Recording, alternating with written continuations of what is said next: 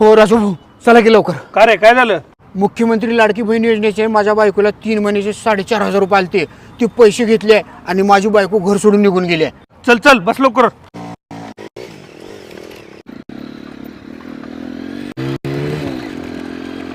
ए थांबा थांबा थांबा, अरे कुठं चाललाय? माझ्या बायकोला मुख्यमंत्री लाडकी बहीण योजनेचे 3 महिन्याचे 4,500 रुपये आलते.